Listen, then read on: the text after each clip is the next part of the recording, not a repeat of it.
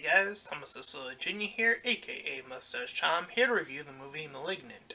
If you end up enjoying this review, then please consider subscribing. Also make sure to check out that link in the description. The second one will head you over to my Patreon page, and any donations will be greatly appreciated. And once again, at the end of the review, I will once again be doing the shilling.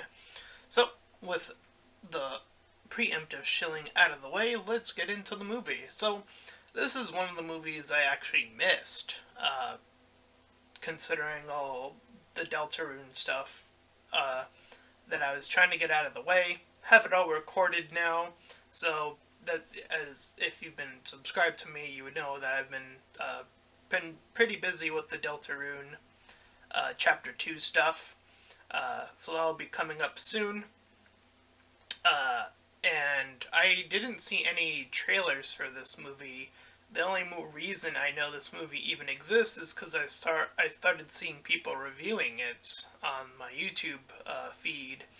So I decided to check it out for myself without checking out the reviews, because I wanted to go in as blind still as possible.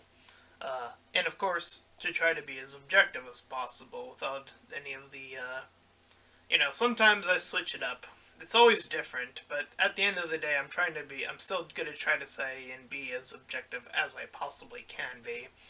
So with that out of the way, let's get into the stuff that happens in the movie. So the movie starts in 1993 with a lady scientist, Dr. Weaver, trying to stop or put an end to this experiment. This experiment's name is Gabriel, and it appears to be some sort of creature, at least from what we see currently. We cut then, after this creature's attack and stopping it for the time being, we cut to present day, where we meet Derek and Maddie. Derek being a jerky husband, I should say, just in general, and the wife, Maddie, just being, trying to get by. And he, after a short talk, he abuses her physically, hurting her head, the back of her head.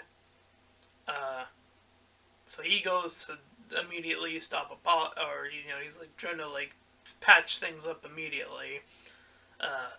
But during the night, he wakes up on the couch hearing some oddities in the room below. The blender is going off, the fridge is opening suddenly on its own, or what it appears to be. The TV seems to turn on its own, but we then see a dark figure, and we're suddenly like, what's going on here? He turns on the lights, but that's not quick enough, as he's eventually pushed against the wall and proceeded to get pretty messed up. Then we see Maddie head down the stairs and finds her now dead husband, dead. Seeing a brief glimpse of a shadowy figure, which is probably a bit of a, how do I put it, a misdirection, if you will. And I'm not sure if the beginning of that, her seeing this, follows what happens later, but, so a little bit of a going ahead there, but, she is eventually knocked down as well, but not killed. But we learn in the process that her baby, which we see her pregnant, by the way, I should have mentioned that, as that seems to have some relevance, also dies in the process of said attack. So, two cops proceed to head over. Lady Roche, I don't know what her full name is, but the name Roche is what I heard, and Detective Shaw. I know he has a first name, but I'll just refer to him as Detective Shaw for simplicity's sake. So they're checking out the scene, trying to figure out what's going on. Not really sure, they see the body obviously there, and things are moving along now. And Cindy is Maddie's sister. She's some sort of actress in the movie. Um, so, after some time at the hospital, she eventually returns home. It says like a week later or something along those lines. And some of the light bulbs start to shimmer. Uh, and once again, she sees a shadowy figure as she's now proceeding to try to lock out all her doors after the attack. Sydney, trying to be protective now, makes her way inside through the window. Uh, Maddie gets her in from the second floor window. Uh, and Maddie proceeds to point out that apparently she was adopted, so she's an adopted sister. Uh, then we cut away for a moment. We cut to this tour of an old factory, and as this tour guide is giving her tour, the lights, when she's, said and done, the lights start to go out, and this tour guide starts to see the shadowy figure, and it proceeds to attack her. She is then tied up and left somewhere, but we see it's in some old upstairs area. That is what we know for now. As we cut away, we see that Dr. Weaver is now, all these years later, called, and the call says that the cancer is going to be put out by the so-called monster. We cut back to Maddie as her power is flickering out. And as she makes her way downstairs, a figure runs across the downstairs. So, she sees this, and as she's trying to attempt to chase it, she's suddenly frozen. And so far, one thing that I have neglected to mention, and so far on purpose, is that, at least from the beginning of the movie, it seemed like things were seeming like a low-budget film. And I mean that very purposefully. It seemed like a sci-fi original movie, even in the way it was shot in the beginning of the movie. Now this, what happens next, seems to be where a lot more of the money seems to be put in the effects, as the area around her seems to go through some sort of bubbly transformation effect. This is where the movie shifts, as so far I wasn't too impressed with what was happening. Again, it seemed like not only a low-budget movie, but some of the acting seemed a little bit choppy and a little bit, it felt sci-fi original at the beginning of the movie. But now, with this happening, it seems like suddenly the budget got really bumped up, and even the acting seems to proceed to get a little bit better as the movie progresses, which is something I don't think I've seen before in a movie, at least not one that I can clearly point to off the top of my head. So this is a first for me. Again, off the top of my head, I don't remember ever seeing a movie that started off that seeming like it's a low budget movie, and then as it progresses, something happens to make it seem like, they actually are trying here with different things, and we will see a lot more of that happening as the movie progresses. Anywho, so she's frozen, as I mentioned, and she's grabbed, or she sees someone get grabbed and pulled by the monster. And as the attack ends, the area shifts back to where she was.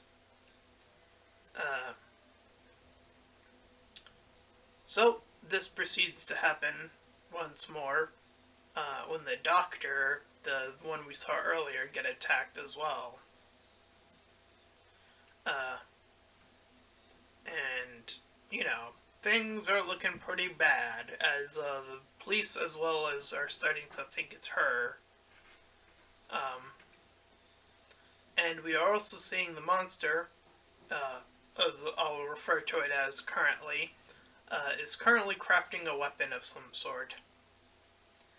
Anyways, she, Wendy, uh, Maddie is her name.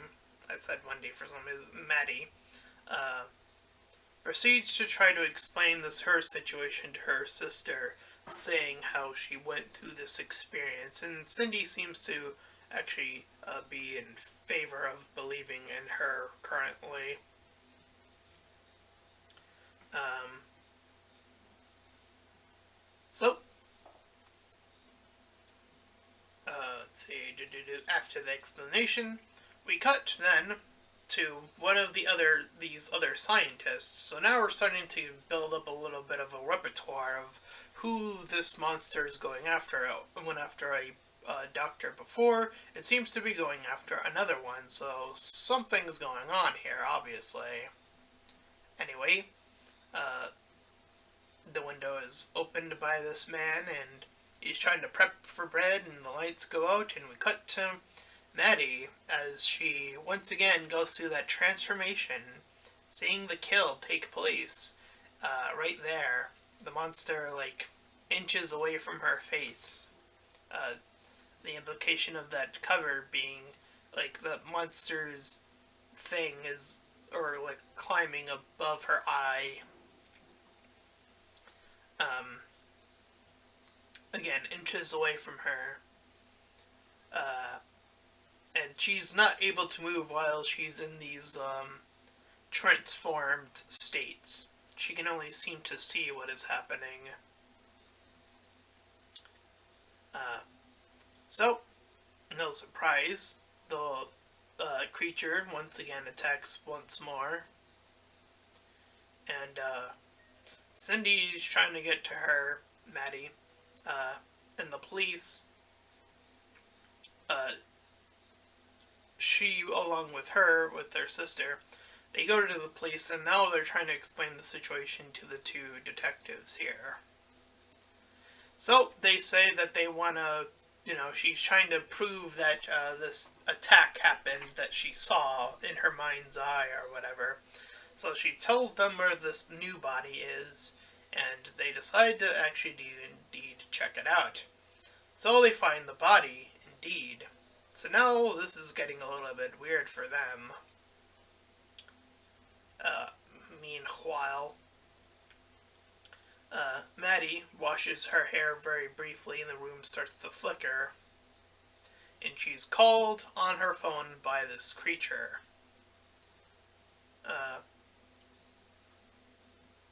After the fact, she decides to head over to try to get some more information. She goes to her adopted, the woman, her adopted mother,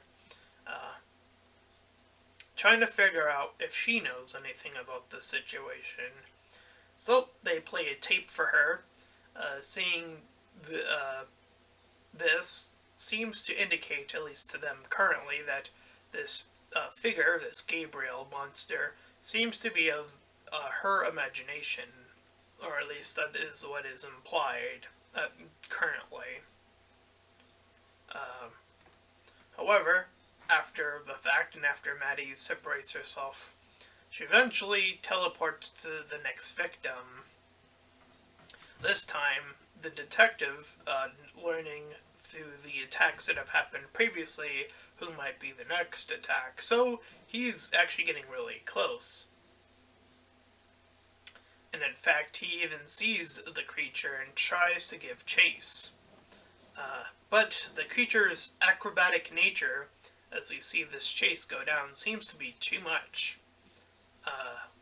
And the creature successfully escapes. So, the police now fully just trying to figure out what's going on. They want to have Maddie go to some sort of shrink. This woman in particular, as the four of them, the sister included, have all sit down and have Maddie experience her back flashes or whatever. And things are going like a little nuts down there, obviously, as she goes a little too deep. However, as the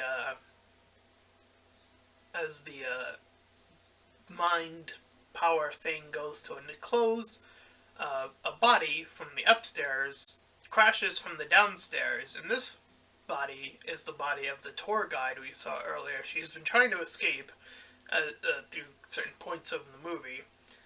She manages to do so at this very point, so a little bit inconvenient actually, as she falls through the floorboard, and it is the same house as her house. And the cops now thinking, well, this woman was here.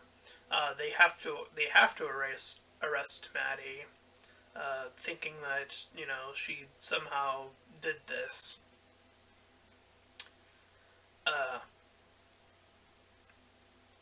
So Maddie is now arrested, and the police, while holding her, are called by the monster, this Gabriel monster. Now it refers to itself, or she refers to it as the devil. Meanwhile, the mother or the adopted mother and Sydney are trying to do their own little mini investigation while all this goes on, just because Sydney was still in the area, kind of left to her own devices. She was like in an area where they were, so she grabbed some tapes. Meanwhile, Maddie is in a prison cell full with other women, all for a while. We cut back to the mother and the sister who find out about this other woman named Serena, her true mother, her birth mother, and the cops find this information out on their own as well. Anyway, so everything's starting to compile into this sort of situation. The women who are in Maddie's jail cell, as this is all starting to get uncovered, start to jump Maddie. As we now see the full context to the opening of the film, where the doctors that we saw in the beginning were trying to cut this malignant twin cancer body creature from the mother, and eventually made its way inside the daughter as well. So now, Maddie, now being possessed by said creature, after being knocked out, convulses and starts to shift. The back of her head opens up, and this creature, this Gabriel as we have been calling it, comes out, and the women are freaking out because they clearly see it. It's not like it's imaginary, it's actually a creature. Proceeds to take over Maddie's body and proceeds to kill them. The killing, by the way, throughout the entire movie, I should have stated this earlier, but now I think is a really great time to pull out that the deaths in this are pretty brutal. A lot of arm twisting and bone showing and all that gory stuff. As she rocks the bodies of every woman in the prison. So Sydney is trying to explain everything to Detective Shaw. So the two of them, Shaw and Roche, arrive at the police station that is currently being attacked by the monster, who is attacking now the police after escaping. So Shaw and Roche try to handle the situation. They're not doing a great job. They hold out. The monster eventually attacks even the two of them, holding them back, and Sydney as well. Again, attacks Shaw and Cindy, and is trying to make its way to the mother. in the process of its charge towards the true mother, we see the mother or the creature kill Sydney with a bullet shot and proceed to kill the mother. However, it is we cut back and we see that Madison now is using the tricks that we've kind of been seeing the creature use, which we do see in the prison very briefly, where we see Maddie being still in the prison cell even after killing all those women, with the woman still being there, implicating that there's some sort of like mind prison that she is in. However, now Maddie, becoming more powerful, realizing what is happening to her, is able to take control back and use again those tricks on the monster to have it so that the gun is still at Sydney's head, but nothing happens. And instead, she pulls the monster away and breaks Sydney free from this collapsed thing that is on her. So she hugs her sister, and that is the end of that. Or sister, adopted sister-in-law, or whatever you would refer to that anyway. And that was Malignant.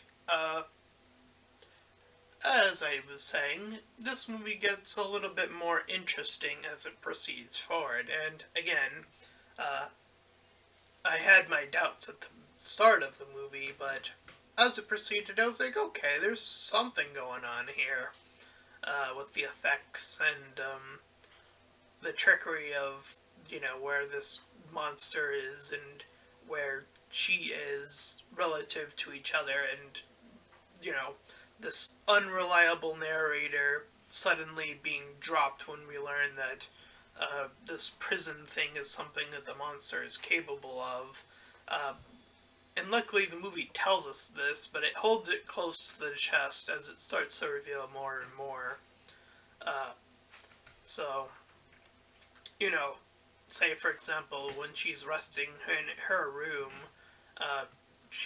the monster could have been taking control over her the entire time, had gone downstairs, killed the guy, her terrible boyfriend, and then the creature made its way back up. And she only got a glimpse of it, even though, again, that part's a little bit weird. Again, it seems to imply that the creature gets stronger as it has more time out, and then suddenly, she suddenly has the power when she realizes what is happening, and has Sydney to back her up a bit in that regard. So, a little bit wonky in that regard, but I think it's still overall more, it's still got stuff going on. So I'd probably give it like a 6 out of 10. So, not bad, for a horror movie in particular. And, the characters aren't terribly, well, the guy's obviously an asshole, but, outside of that, Detective Shaw seems to be a reasonable detective, the other detective as well, the sister, herself, in this sort of situation. You're like, okay, I can, kind of root for these characters a little bit here. It's also interesting to see the protagonist also simultaneously be the antagonist as well. So that's always a little bit of an interesting twist, I suppose. And her not even realizing it up until close to the end. So yeah, 6 out of 10. Pretty okay. And that's my review of Malignant. And if you ended up enjoying it, then please feel free to like, comment, and subscribe. Also make sure to check out those links in the description. One will head you over to my Discord server, the other to my Patreon page. Any donations are greatly appreciated. Until next time, everyone, bye-bye.